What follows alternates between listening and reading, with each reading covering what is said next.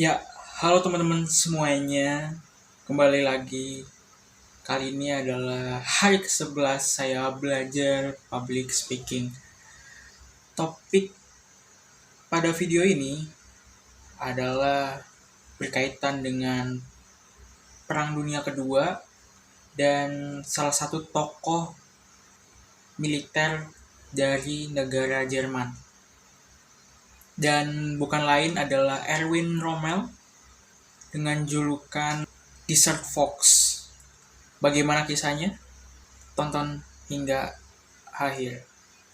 Erwin Rommel adalah salah satu komandan militer paling terkenal dalam sejarah Perang Dunia Kedua.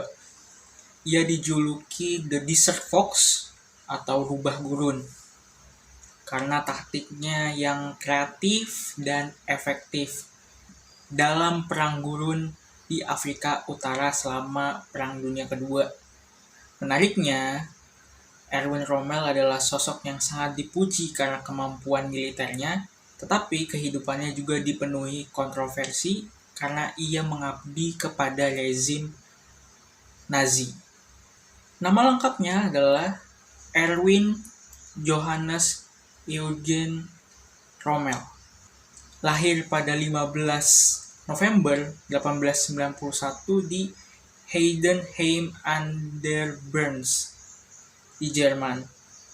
Ayahnya seorang kepala sekolah, ibunya berasal dari keluarga pejabat pemerintahan. Ia berasal dari keluarga kelas menengah, bukan bangsawan militer.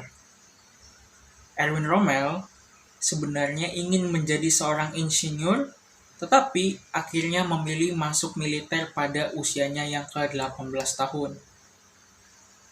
Erwin Rommel bergabung dengan tentara Jerman pada tahun 1910.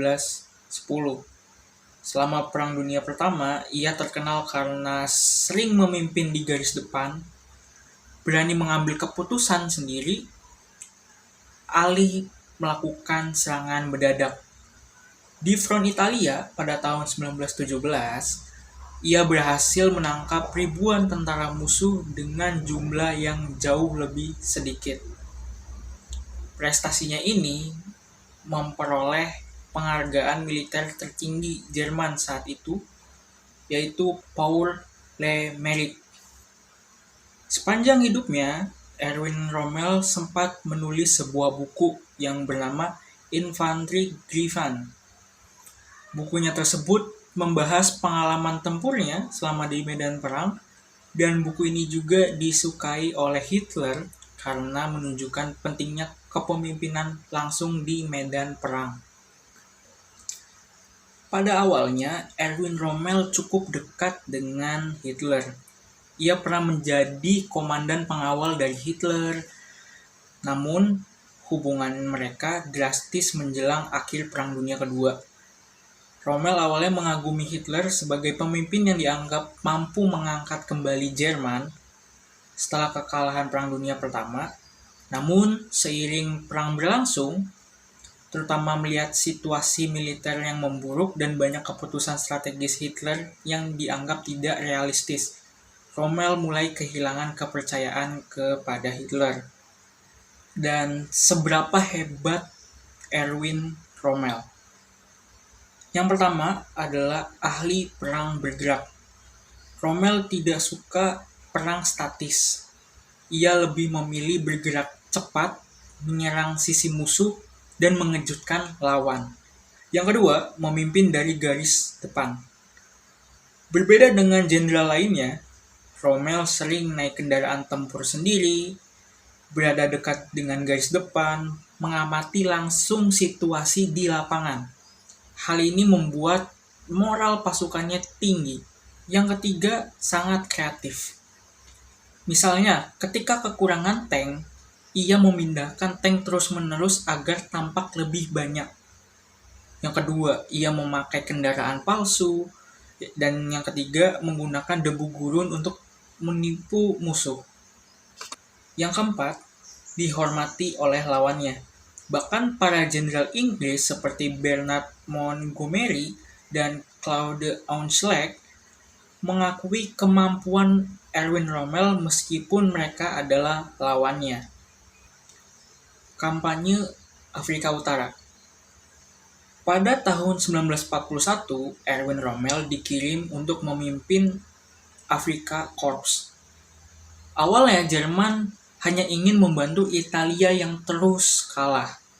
Namun, Erwin Rommel justru memukul mundur Inggris berkali-kali, merebut banyak wilayah hampir mencapai Mesir bahkan, membuat Inggris panik. Karena keberhasilan itulah ia tuh dijuluki sebagai Desert Fox.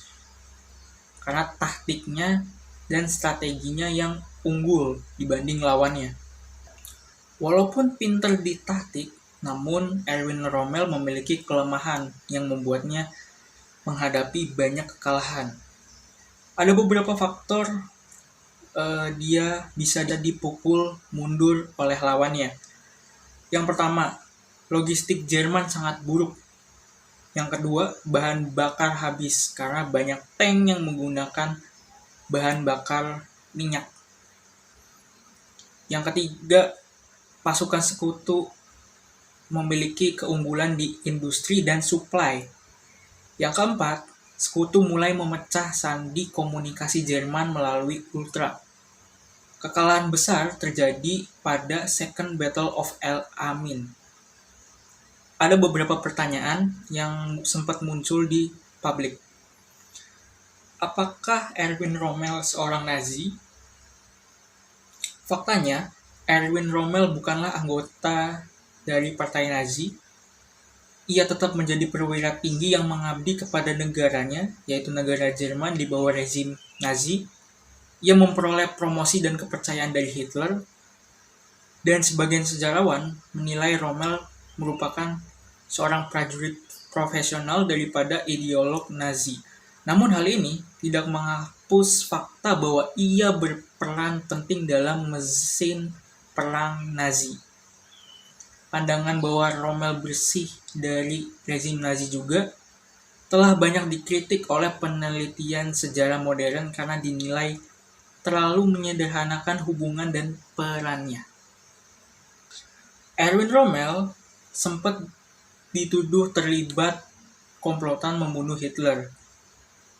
Pada 20 Juli adalah upaya sejumlah perwira Jerman membunuh Hitler. Rommel tidak terbukti ikut merencanakan pengeboman tersebut, tetapi beberapa pelaku menyebut namanya sebagai tokoh yang mungkin mendukung perubahan pemerintah setelah Hitler disingkirkan. Banyak sejarawan berpendapat Rommel menginginkan Hitler dicopot dan perang diakhiri melalui negosiasi, tetapi tidak ada bukti kuat bahwa ia menyetujui pembunuhan Hitler. Hitler tetap menganggapnya berbahaya. Pada 14 Oktober 1944, ada dua jenderal yang datang ke rumahnya Erwin Rommel.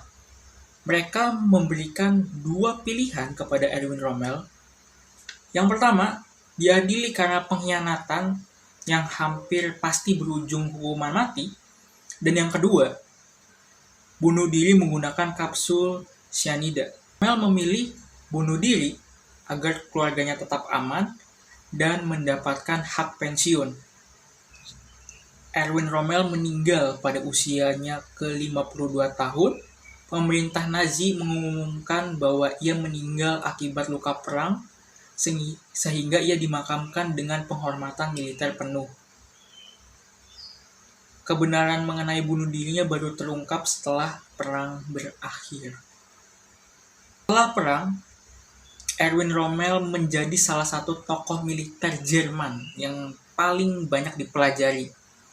Ia sering dijadikan contoh sebagai kepemimpinan taktis, kemampuan improvisasi, dan kepemimpinan dari garis depan. Di sisi lain, para sejarawan modern juga mengingatkan agar reputasi militernya tidak membuat orang mengabaikan konteks bahwa ia adalah seorang perwira tinggi yang bertugas untuk negara Nazi.